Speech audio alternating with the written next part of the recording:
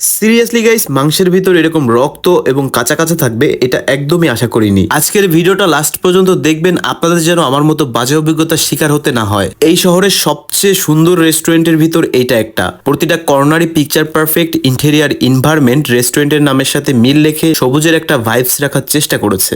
Honestly guys, রেস্টুরেন্টের এত সুন্দর ডেকোরেশন, আমার অনেক কিছু বলার ছিল, বাট তাদের খাবারের যে অবস্থা, আমি একদমই প্রস্তুত ছিলাম না এভাবে হতাশ হওয়ার জন্য। একটা চিকেন তান্দুরি নিছিলাম, সাথে নিছিলাম বাটার নান। চিকেন তান্দুরি প্রাইস 140 টাকা, নান 50 টাকা। মেনু থেকে স্টুডেন্ট বাজেটের ভিতর আরো অনেক আইটেম অর্ডার করেছিলাম, বাট সেগুলো অ্যাভেলেবেল ছিল না। আপনাদের সুবিধার্থে মেনু কার্ডটা স্ক্রিনে দিয়ে দিলাম, দেখে নিয়েন। অর্ডার দেওয়ার অল্প কিছু সময়ের ভিতর খাবার সার্ভ করে দিছিল। প্রথমে সবকিছু ঠিকঠাকই ছিল। চিকেনের উপরের পোর্শনটা খেতে বেশ ভালো লাগতেছিল, ফ্লেভারটাও ছিল দারুণ, বাট ভিতরে কাঁচা কাঁচা, আর সবচেয়ে হতাশাজনক ভিতরে রক্ত। প্রিমিয়াম কোয়ালিটির খাবার ভালো হওয়া উচিত ছিল, এখানের খাবার এরকম হবে আমি মোটেও আশা করিনি গাইস। ইনশাআল্লাহ আমি কখনো ভালোকে খারাপ, খারাপকে ভালো বলি না, অনেস্ট রিভিউ দেওয়ার চেষ্টা করি। আপনারা পেজটা ফলো করে এরকম অনেস্ট রিভিউ পেতে আমাকে সাপোর্ট করবেন। এই রেস্টুরেন্টের নাম গ্রিন অ্যান্ড কো, লোকেশন নিয়ালা বেস্ট বাইয়ের পাশে, ইউসুবি ব্যাংকের নিচে। আমি এইখান থেকে শুধু একটা আইটেম ট্রাই করেছিলাম, সেটাই এক্সপ্লেন করলাম। বাকি খাবারগুলোর কি অবস্থা এটা আমি বলতে পারবো না। আপনারা যারা এই রেস্টুরেন্ট ভিজিট করেছেন, আপনাদের কেমন অভিজ্ঞতা হয়েছে এই রেস্টুরেন্ট থেকে অবশ্যই কমেন্ট করে জানাবেন।